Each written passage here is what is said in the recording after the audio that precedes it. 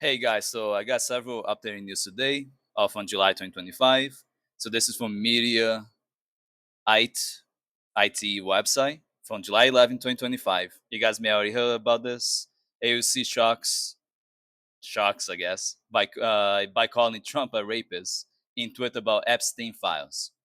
We already know that Trump is a pedophile. We know that he was friends with Jeffrey Epstein. There are tons of photos with him and Epstein together. Trump had the whole pageant situation with the little girls, very creepy. Potentially use that situation to give children to Epstein. There is a lot of evidence demonstrating that Trump and Epstein were best friends and did a lot of creepy shit together. So AC just saying the obvious that this guy sexually assaulted girls, specifically little girls, so pedophile and all that's not really surprising.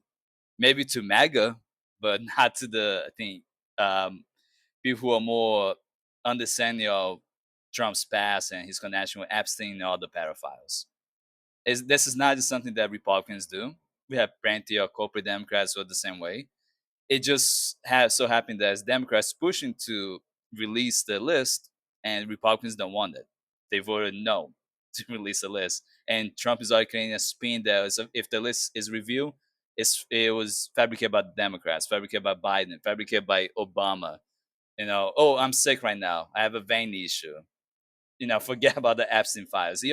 Trump has already been saying shit about MAGA supporters too. So his own supporters, he's going after them. This doesn't mean that they will change. Most of them will not. But it might push them to vote if for the American Party, which is Elon Musk's party. So Musk's American Party might get more popular because of this situation. If Musk really goes through it seriously and make it happen, it could spread the Republican vote. And I could see this happen if this continues. So in a tweet that AOC submitted or posted a week or so ago, she directly called Donald Trump a rapist. First Amendment rights is protected by free speech, not the consequences of free speech, but not to see saying is necessarily wrong. And I'm sure Trump will find a way to go after her, and you know, she should be in jail and for saying things that are free speech. He can maybe sue her for defamation, but then it can become discoverable something evidence. So Trump has to be careful who he sues now, because that could backfire.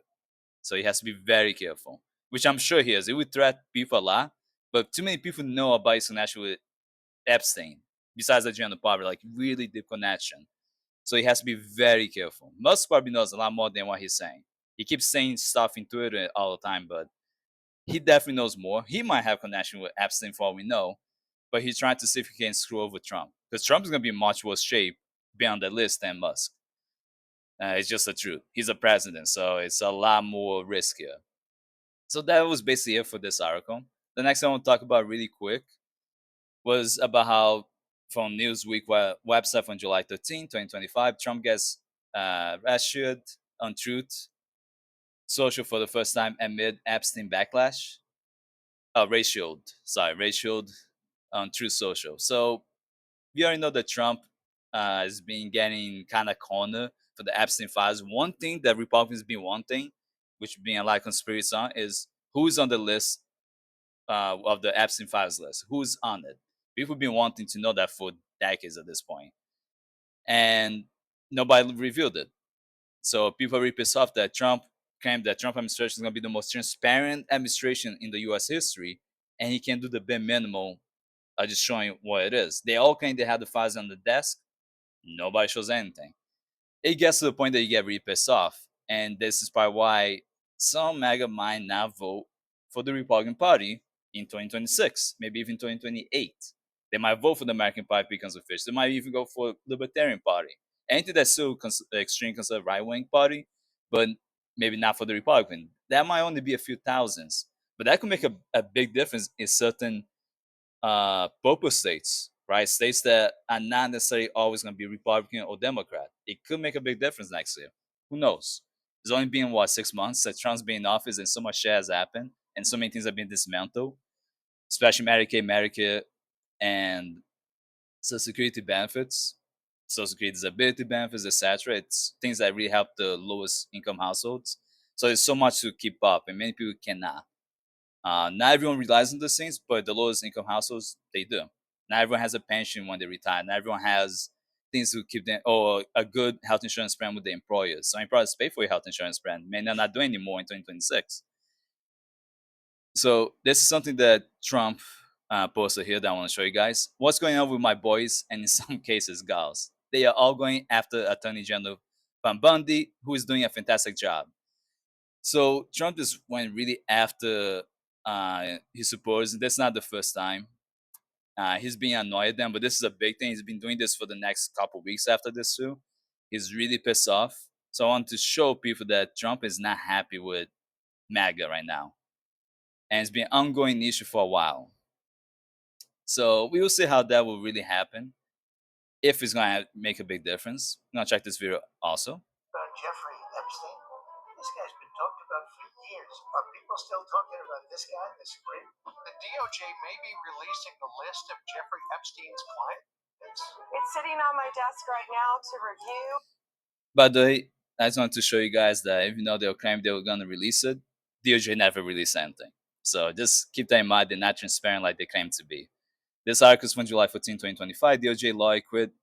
So DOJ lawyers, Department of Justice lawyers, have been quitting a lot at the mirror to defend Trump because they had to spin their heads, figure out ways to defend Trump. But defending Trump is so hard when there's so much evidence against him. Some of it's circumstantial, but a lot of it is not that circumstantial. And there's only so much they can do when it's going against the U.S. Constitution. So U.S. Constitution is supposed to be the law of the land, and the Trump administration being destroying it, not following it at all, ignoring the courts. Even the U.S. Supreme Court is being ignored multiple times by Trump administration. And it's something that I think a lot of lawyers working for DOJ don't want to do anymore. They're probably going to go in the private sector, maybe nonprofit, maybe work for a different public organization, maybe at the local state level, and move on from the federal government, at least for now. It's so much of a headache, and people are just tired of it. By which I can't imagine, because it's probably extreme amount of stress, and they kind of destroying their reputation if they keep staying with the Trump administration. Trump is not going to save them. So it's understandable why a lot of lawyers at the DOJ and I'm sure all the federal agency departments are quitting in droves, like in large numbers. So this article is from Gizmodo, July 13, 2025. Bernie Sanders reviewed the AI, artificial intelligence, doomsday scenario that worries top experts. So something that is not just Bernie, but he's a big one for Congress. I've been talking about how AI is being utilized by wealthy corporations and individuals to get rid of jobs. In Bernie's point of view, AI is a tool, which it is, and it can be used to create a more 32-hour work week. So instead of having people go there 5 days a week, we can have people come in 4 days a week, 8 hours each day, Friday, Saturday, Sunday off, but they have the same salary. So you don't lose the benefits and don't lose the salary. You don't need to work as much because you have AI. AI can do the additional work, and you can be more home with your family. It's logical, right? Unfortunately, corporations and wealthy individuals don't like that, especially not billionaires. So to Trump mind what's going on, and to Bernie mind is that for Trump situation, he wants to use AI to get rid of people, terminate people, which equates to just privatizing a bunch of public federal organizations. In Bernie's mind, for him, is to use AI to facilitate the workplace environment better, like be able to facilitate your job better. You can use a tool to reduce the amount of hours you need to work, because that's the whole point. Technology to make your life easier, not harder. It's not to make things longer and more different and work. It's to make things quicker, more efficient, so you don't have to work as long, but you still get paid the same. That's the whole point. It's so you can keep a cycle, because once you have nobody making money, eventually the economy will collapse. And at some point, that's going to happen. It may not matter now, but 50 years from now, it's going to be a big issue for the human race. So you got to think how to use technology to just reduce workload, but not salaries and benefits. That's how it should be. But Bernie has seen, and many of us have seen, how AI has been used to terminate people, force them to go back to the office, and then they just outsource outside of the US so they can hire someone in India or China or Brazil, etc., and just pay them less than half of the original salary. Not saying you shouldn't use immigrants, because I'm an immigrant myself, right? recently became a U.S. citizen, but there are ways to do it without just outsourcing. There are plenty of immigrants in the U.S. that you don't have to go to another country to get customer service, right? There are many people which want to be visas, some DACA recipients. You can provide them jobs. So outsourcing just to go completely outside of the U.S., regardless if you are in the U.S. as an immigrant. And that's where the issues come in. And Bunny's been worried about this for a while, and not just him. AOC, among others. Just not many corporate Democrats really talking about it. So in July 11, 2025, they straight from the House website of AOC. So AOC introduced legislation to impose lifetime ban on members of Congress from lobbying. This is something that many Democrats agree on. They don't want APAC to be the main way to fund main way to fund the campaigns of politicians, whether it's a president or Congress member. But this, at least in Congress, you definitely should not be using money from billionaire donors, right? And this is a very common sense act that I fully agree, but will never pass, at least not now. If you want this act to pass, you're gonna have to have every single member be at the level of bare minimum AOC Bernie Sanders. Otherwise, it's gonna be extremely hard. So the close the Revolving Door Act of 2025 would impose a lifetime ban on former members of Congress for engaging in any lobbying activities aimed at influencing Congress after they leave office, prohibit senior congressional staff from lobbying Congress for 6 years following their departure from service. Logical, require the clerk of the House and the secretary of the Senate to create and maintain a public database website called lobbyists.gov. Fair. Create a 6-year restriction on hiring lobbyists or foreign agents into congressional offices if they have substantial prior lobbying contact with the office in question.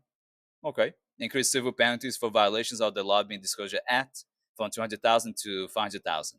Not enough, but at least it's something. So very common sense legislation that everyone should be on board, but they will not be. So this one's from July 3rd, 2025 for American Progress.org. This talks about some of the real consequences of the One Big Beautiful Act in terms of cutting Medicaid and Medicare, which a lot of people don't realize how bad that is. And a lot of it is going to really be felt after 2026 and even more after 2028. So if the Democrats take over in 2026, they can blame them on that. And if they take over the presidency on top of that in 2028, they will blame them on that, meaning they, the Republican Party. Keep that in mind so you don't forget who actually been screwing you over. Those who need Medicare most, including people with disabilities and the elderly, will be affected by the bill's cut. Yes, that's obvious. I spoke about this in previous videos before about the One Big Beautiful Bill Act. Some people disagree because they're not reading the bill. It's freely available. The bill will make it hard for states to fund home and community-based services. So imagine people who need elderly care, right? They need to have senior housing. They need to house people who are physically, mentally disabled, or case may be. This will make it hard to be able to fund this type of programs and services because they like the fund, they're cutting it. Medicaid paperwork requirements will cause eligible people to lose coverage. So they increase the requirements. So you're going to have to work longer hours for the month to be continuously eligible for Medicaid. But if you work too many hours, you may be kicked out of SNAP. You may be kicked out of other, it may be in-state programs they're using. So it's a backfire. It could be kicked out of maybe Social Security disability benefits. So it's not fair to screw over someone that extremely, but they're trying to make that harder and harder for people. Some people think this is great, putting your boots, bootstrap that mentality and go work until you die. But not everyone should be doing that. Not everyone wants to. People should be able to retire. The bill will put rural hospitals at risk. I talked about this before as well. Many hospitals in rural areas, especially in the red states, are going to completely disappear. They're going to be closed down. So those communities, which a lot of them also vote heavily for Republicans at the local, state, and federal level, are going to suffer the most, unfortunately. Medicare benefits will be cut. Expect way less Medicare benefits, less things being covered. You have to pay a lot more high premiums for Medicare. A lot of things, co-pays and stuff are going to be maybe not covered. You have to pay higher deductibles and all that. So around 60 million people could end up uninsured due to the which OBBBA is the One Big Beautiful Bill Act, which is going to cause a massive issue in healthcare services, healthcare profits too. So a lot of those nonprofits that need the funding so they can at least break even, make some money, be able to pay people, are going to have to close down. And for profit hospitals are gonna replace them, which means that only people who have money are gonna be able to get a lot of Medicare. People in blue states are gonna be the ones in the safest situation. The ones that don't have to worry as much in general. But people in red states, unfortunately, I really do feel bad for you guys. You're gonna really suffer, and many of you didn't vote for this, so it's not fair to you guys. But we can try working together to maybe fix this year or to next year during midterm elections, which is very far, and anything can happen. And if you have local state elections going on this year, I talk a lot about them. Arizona election, I talk about the South Carolina one, Florida, talk about New York, New Jersey. I've been trying to make more content about these things to keep people aware nationwide. Take primary election seriously so you have better options. If you don't, you're gonna keep getting screwed over. Don't allow people to just convince you not to vote progressive because they'll not win the general election. Progressives have been winning, even in red states, even last year. And more left leaning policies is what people want, not right wing politics and right wing talking points and just saying shit about Trump and calling it a day. But then you say you're against Zoran Mandani. That doesn't make sense. Focus on economic policies, number one. And then number two, focus on social policies. But economic policies should be a number one target. People are selfish in the US in general, and most will care only about their pockets. Focus on that, and you can fix on all the social issues in between during your time in office.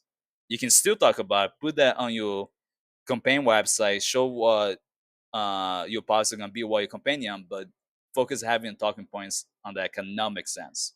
That's what people care about. If you're running for office, I just give a little bit tip as a state government employee, do that and you're gonna be able to make bigger changes than just focus on issues that many people are not gonna care about. If you like this video, guys, like and subscribe. And also let me know in the comment section what you think about Trump's Epstein file situation. And if you think that he's in the files or not, we can have discussion about it and go from there. If you watch this on TikTok, follow us on TikTok, and you can support us on Patreon. Have a safe day.